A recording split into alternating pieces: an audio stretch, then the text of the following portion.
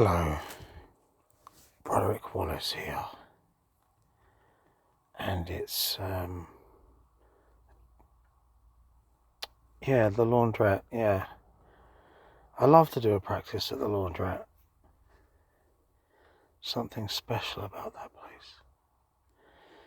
Anyway, we've got tea, we've got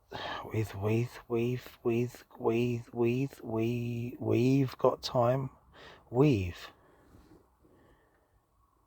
the weird. AI art, it's just something wrong about it.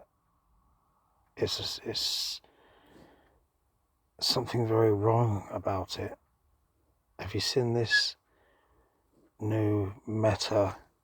Put some goggles on and oh god, where is that going to go? Anyway, back to reality, back to Hermetics.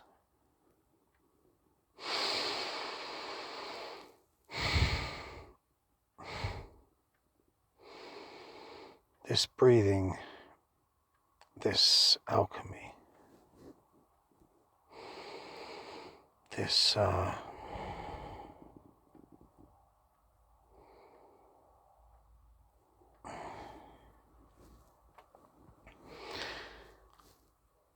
this process whereby the breath or the method of breathing transforms the being. This is the climax to the few very rough and difficult to listen to alchemy videos that I've made, because I realized that I didn't really describe the elements adequately, properly. So let's start with the ineffable, what's described as the fifth, which is actually really 0 point.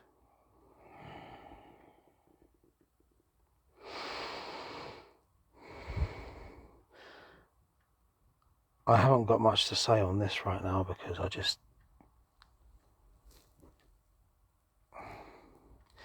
I've already said so much about nothing. So, fire, the expansive, male, shooting, fiery, explosive, searching, dynamic force. Between this and the water is the relationship, but let's go to water because we need the water as the minus to the plus of fire. So water is retractive darkness as opposed to the light of the fire. This is the ground of being, the empty. It's like the second emptiness in a way, you might say. The retraction, the reflective and deep,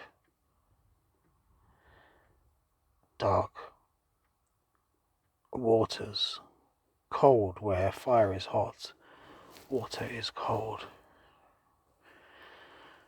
You might liken fire to the Big Bang and water to the background of space. So what's air? I did say that air. I did describe air and fire as expansive. That what I really meant was air. What air is connective as opposed to expansive, but it's expansive in its own way. So, if fire and water are the true elements, then air is a byproduct. It's relationship. This is why it relates so keenly to connection, which is how the mind works. The mind works through connections. Just think about Google as a poor man's mind. It's all about links and connections. The internet. So if we get to the true mind, the human mind, as a microcosm of the macro mind of creation, everything starts to happen in terms of relationships, dynamics. You could say this is the nous in a way, the intelligence of creation. The air element is keenly linked to Hermes, Mercury, etc. And this is the breath, the bellows breath, which is the connection point. Humour as well. Humour works by links and connections. This is very airy. So when we have the two true elements birthed by the ineffable, pregnant emptiness, the infinity within 0 point, when we have that Big Bang, that explosion, and I'm not saying that I agree with the Big Bang theory completely, but it does go some way. I mean, when I say agree, I mean, or rather not agree, I mean, it's probably not that simple or even that complicated, that there has been one creation, probably many. So there is this explosion outwards, and then the retraction of the water and the space in between, the nous, the mind, the intelligence that is spread, you might say, the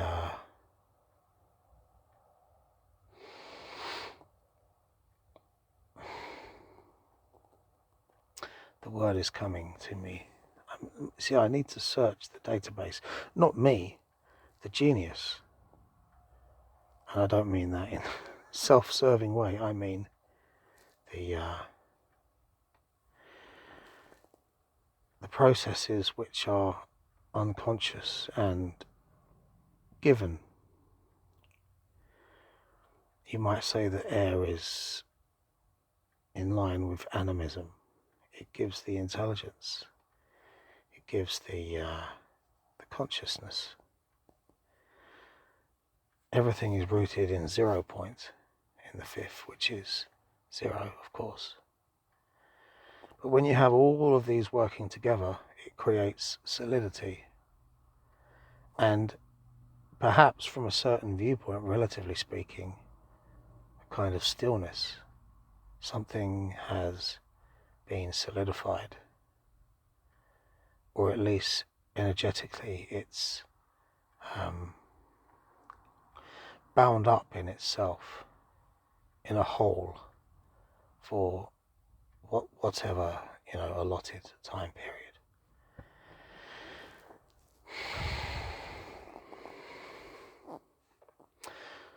So the infinite 0, the potential, and this is very much symbolic of the Kabbalah as well, in terms of Kether. With the fire element, you could think of this as Shokma, and the water element as being like Binah, and the air, the relationship between them. Once you have these, if you like, well, I mean, if you have 0 and then you have 1 and then you have 2, I know the Kabbalah is like 1, 2, 3, but to me, really, it makes sense to think of it as 0, 1, 2, and then the relationship making a third, and then the whole making 4. But so much crap has been spilled over these distinctions, but it's necessary crap. It's not really crap, but see, if you can't think symbolically, you can't begin to swirl these ideas around and come to grips with what it might mean to have these archetypal hidden forces, hidden in plain sight really, because they're everywhere. You encounter these elements within people's personalities, within the actions of specific principles, and in the weather and everything that we do, everything. These properties are key. Of course, Bardon talks about the vital force, this electromagnetic. This reminds me as well of Gurdjieff. These two forces, specifically from the movie, because I haven't actually read any of Gurdjieff yet, but I would like to. But that clip in the movie when these two forces are highlighted. Am I even recording? Yes, I am. Good. Thank God for that. I'm making this one awful on purpose, because if you've got this far, it's because you're interested and you're putting up with my crap. I don't want to make this easy. It shouldn't be. It wasn't easy for me. You don't appreciate what you don't have to work for. And it's all about the work within that vessel. Let's bring it back to... I apologise, I can't speak properly. It's like 3:42 in the morning. I'm absolutely exhausted, and there's something about this state of tiredness that is poetic in a way. You're kind of half on, so you're able to stumble into a kind of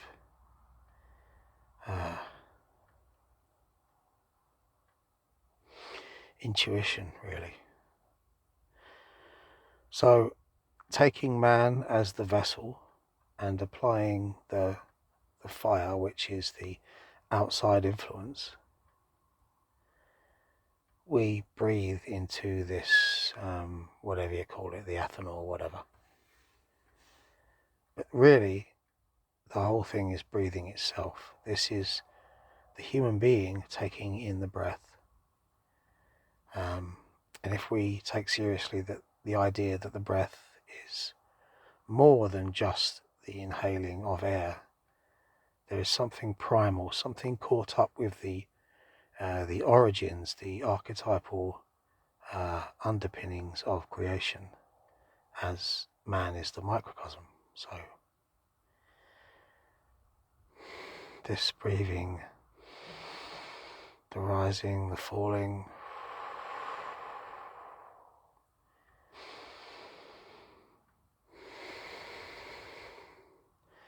when we bring in the discipline, so this vessel, we are the vessel, the bellows, this is it, the bellows breath. In meditation, the elemental qualities within the human being,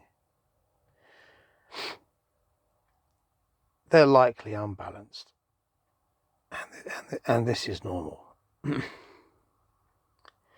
But through the introduction of conscious breathing, especially the vacancy actually, which you might not say necessarily conscious, but automatically engaged with the mind in line with the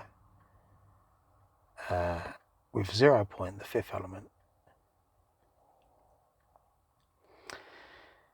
The elements that act as the driving force of the robotic responses, and you might say the astrology of the human being, mixed with the outside influence, the fire, the chaos, the trials, nature and nurture. These elements are configured in such a way, always in flux, always changing, always, but there will be a pattern. The introduction of this conscious breath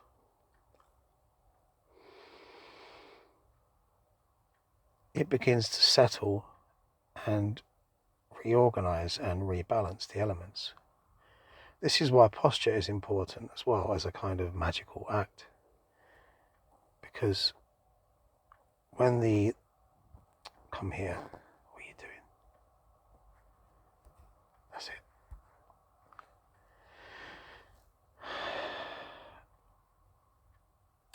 The idea that you bring the fruits into daily life, back into reality, if you like. If you are structured, ordered, if the spine is straight and everything is neat and tidy, you will become more like this. You become like your meditation, but the real crux is the balancing.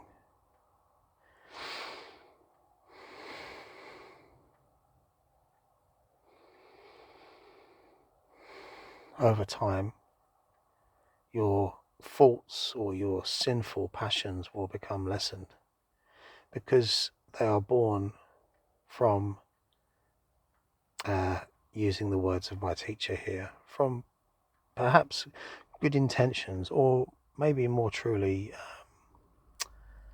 good intention. What was I going to say? Good intentions. Default settings of which have become strategies, which have been transformed into strategies by necessity or even ambition or survival pressure, etc. So gradually we're kind of twerking the machine, this organic machine, which is holistic, which isn't a machine really, but it's a good analogy. The robotic default faultiness becomes ordered. The faults become virtues gradually, through this act of breathing, this intelligence, which is the personal genius in the form of, put it this way, you don't necessarily control your breathing. You can begin to take control through meditation, but you are breathed rather than you breathe, in the same way that you don't think about everything when you're driving. In the same way that you can just come up with strategies, and there's the naturalness. It's not all you. You can't take credit for everything, all of the processes within your body, mind, soul, spirit. There are things at play. So this links to the personal genius.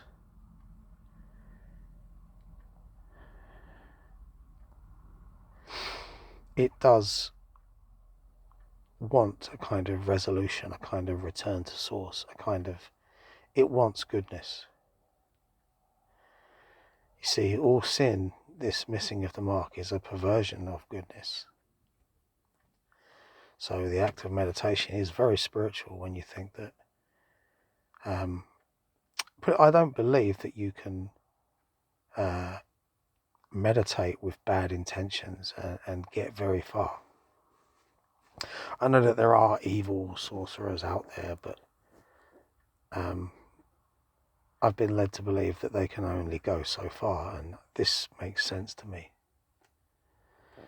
And perhaps even by accident, or as a side effect of taking up these practices, even if you didn't originally intend to become better, you will.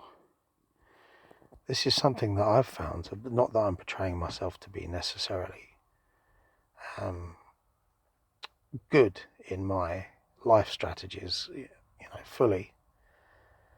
But I will say that unconsciously and also consciously in many respects, I recognize and move towards goodness. So this nous that comes from this perfect, balanced set of attributes in the initial intentions of creation. The body as a microcosm, it tries to return back to this primal balance. So this is basically what I've referred to, perhaps cryptically before, as the dragon's breath.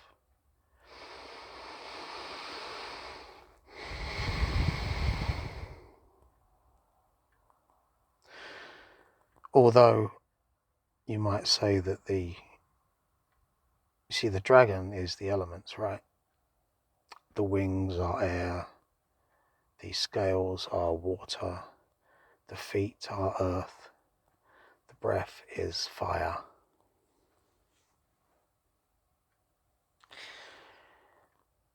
Its awesome and mythical nature, its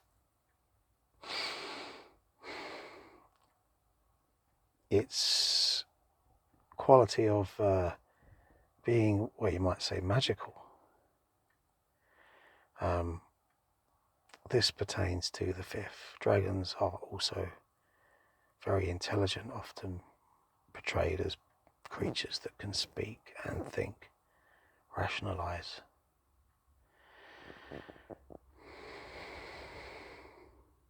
The dragon without, the land, and the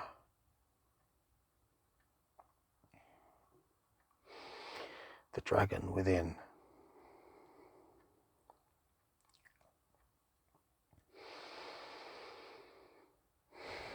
Applying the bellows to the fire,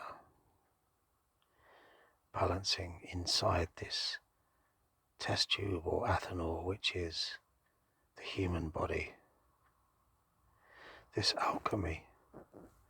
Like I said, I'm not saying that there isn't a real alchemy from chem. This, I mean, who knows what they could do. As I've already talked about briefly, very briefly.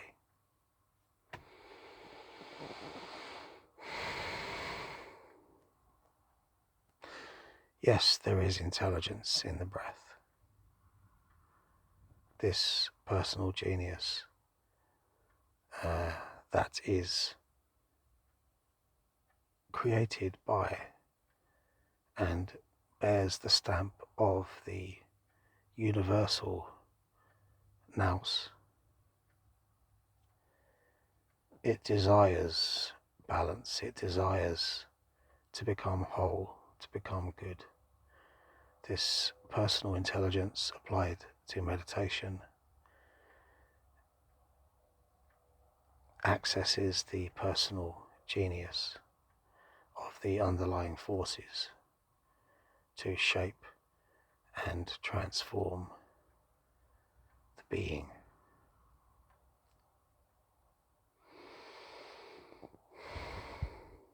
This transformation also, you might say, the application of the breath to transform the elements transforms the breath itself. It's a feedback loop. You imagine it swirling round. It transforms the breath. You become more. You resonate. This is one of the keys of magic. This transformative process. This is the path to adepthood. You can bowl around with sorcery for years, just fucking around. I mean, to say that magic and meditation are not linked is ridiculous, to be honest. It's like saying, I don't think that doodling and fine art are linked. It's like, well, if you want to doodle, just carry on doodling.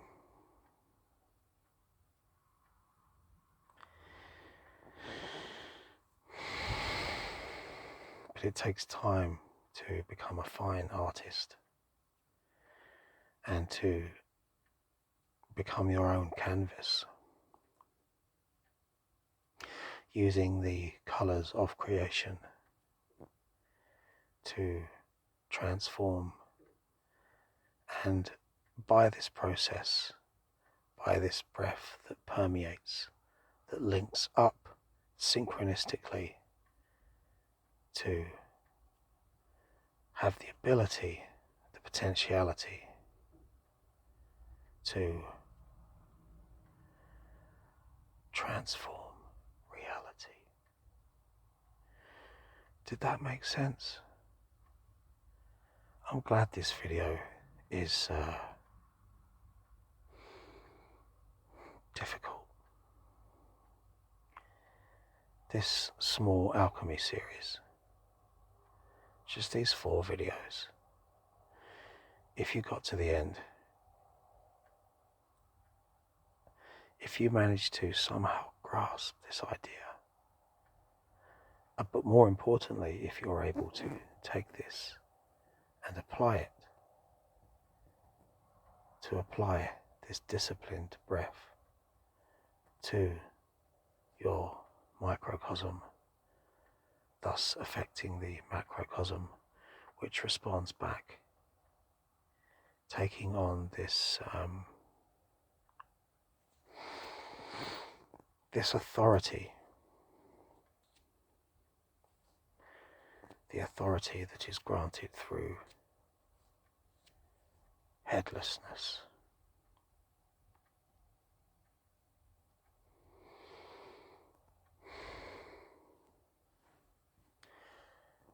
Nighty night.